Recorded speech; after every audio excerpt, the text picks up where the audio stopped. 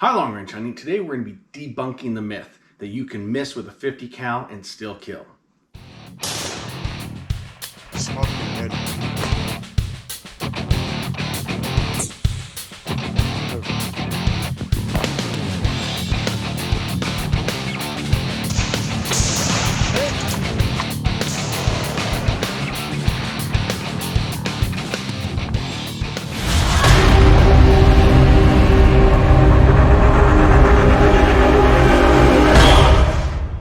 Now, where does this come from? I have no idea, to be honest. This has been around for a long time. People get these weird notions about stuff. The military does a lot of cool stuff with this 50 caliber. So it's one of those things that people just, the stories get bigger and bigger, those big fish tails, and then it just gets blown clear out of the realm of reality. The problem is most of the guys that are saying these types of stories have never even shot one. Now, both inside the military and out, I've been known as the 50 guy. I've been around them a long time. I've shot 50s for a long time. Well over a decade. I've got to do a bunch of cool testing with them. You cannot kill by missing. It's the theory that they have behind this is because it's such a large bullet that the wake behind that bullet is so sufficient that it'll just rip you to shreds. Well, that's not true whatsoever. I've set it up before, live demonstrations where I've set up a target and then had two pieces come out and we've set a piece of paper there and we've shot right by that piece of paper and it won't even rip the piece of paper. This has been debunked by multiple sources over the years. However, I get sent a video all the time and asked because they say that, oh, this is proof it can happen. Military snipers are taught this. Well, one, no, they're not. There's no military sniper school anywhere that teaches that you can miss and still kill. There's just not. So quit repeating that. It's ridiculous. It's just, it's mind-boggling, to be honest, the fact of not only the lack of knowledge in terminal ballistics and ballistics period, but the fact that you think that that actually would work. Now, the video I'm referring to is by a guy, Keith Warren, and he takes the same rifle and he shoots a deer. Now, he claims that he missed and it just sucked the eyeballs out and it died, that he missed it. And that's completely false. That's completely false. I saw the original video. Now, he has one now that it shows him right after the shot, right if he gets up there, and then he's in his shop and he's discussing it and saying, hey, you know, we took the head apart and all that. And that's actually false. The original video, he actually turns the head and you can see the eyes hanging out. Basically what he did is he shot through both eyes. He had a perfect sideways shot and it went through one side and out the other. A lot of people don't understand this because they don't do taxidermy, but right between the eyes, there's not a lot there. And so there's not the necessary impact resistance to cause that head to explode. And again, eyeballs, you can push on your eyeball and move it aside. And I've done that shot. So what you can do is that bullet, unless it hits dead on, what it's going to do is it's going to push that eye out of the way. It's going to go through, and all it's running into really is the nasal cavity.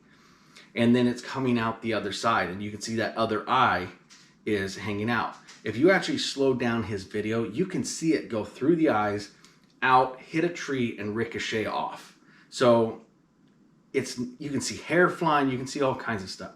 He did not miss. Now, like I said, the original video was him out in the field. He showed it. He said, hey, this is what I think went on. He got called out. And the latest video I've seen is it cuts it before he says in the field that he must have missed and still killed it. And it goes to him sitting in a chair in a shop and he's talking about it and said, hey, well, we dissected the head. And that's what actually happened. Well, my question is if you actually did that, where's the video? You had a video camera for everything else. Wouldn't you want to show that undeniable proof? Because it really didn't happen. If you look into anatomy, and I mean, again, look into it. You can see I've got skulls back here. I do all my same stuff. I don't have any deer skulls. I'm not a big fan of that. But if you actually look, you have your nasal cavity. It comes all the way up here. And the eyes, there's not a lot of resistance, especially on a whitetail. All you've got is that nasal cavity, some light, and then you've got that connective tissue and everything holding it together. So an impact, unless it hits the dome itself, isn't going to cause that massive cranial evacuation, or canoeing as we call it. Now, what better way to debunk this and prove what I'm saying is right and what he's saying is wrong than actually doing it? Now, I'm not going to go and do that on a deer. I find that ridiculous. However, since I do my own taxidermy, I have stuff in the freezer. So for the ballistic gel videos, I've been using that untanned deer hide from that. It's a deer I was going to shoulder mount. I didn't have time to mess with it, so the whole cape and head was frozen. So whenever I wanted to take that out and mount it and tan it, all I would do is take it out, skin it, measure it, everything, and I was going to end up having the skull Euroed. Well, I decided this would be a better use of it, and so I unfroze that head. So we have an actual doe head, similar to what he shot, and thawed it and went through it. Now we're going to see 3 different shots. And if you can see, I have a cardboard box in the back. And that way you can see impact. So it's not, you know, I'm saying, hey, I'm shooting at it and you don't see where the bullet goes. And I'm like, oh, it missed. You can actually see where it impacts on that box. And we have it in slow motion. So I'll play at regular speed and then I'll continually slow it down to show you. Now the first shot is going to be a miss. I am aiming an inch over that head and sending around. And you can see it doesn't even move it. Now, the deer head, again, without an animal holding up, it's kind of hard. So I set it on a bucket and I got 2 small pieces of meat, some brisket, and I set it on either side. Not that it can't be moved around or anything or knocked over. It's just enough to hold it in that position for the shot. If it has an actual impact that's going to move it, it can. You'll see on the second shot, it does wiggle it. But what I'm doing is the first shot is a miss, 1 inch above. The second shot is simply shooting through the eyes. And you're going to see, and you can even watch when the slow motion, you're going to see the skin ripple as it's hit. But what happens is it goes in one eye and goes out the other. You're going to see some stuff hang out on the other side, but it does not blow up the head. And that's, again, the misconception. And that nasal, that in between those eyes, there's not a lot. Once you've Euroed one, you can look at it and you can actually force your fingers through those. You've just got that nasal cavity. Now, without the necessary impact resistance, especially for the bullet used, which he was using a 750 grain AMAX from Hornady, you're going to need a lot of impact resistance. Now, the skull itself, if you hit that dome, yes, that will cause cranial evacuation. However, just going through the eyes right there, you're not meeting the impact resistance. He's putting a projectile at 2,700 feet per second, and it's just blowing right through there. So on the second shot, you're going to see it goes through in regular, slow motion, everything, and nothing happens to the head besides that bullet exits. And the third and final shot is the cool one. I went for a dome shot. I actually shot it in the dome, and the slow motion is phenomenal. It blew that thing apart.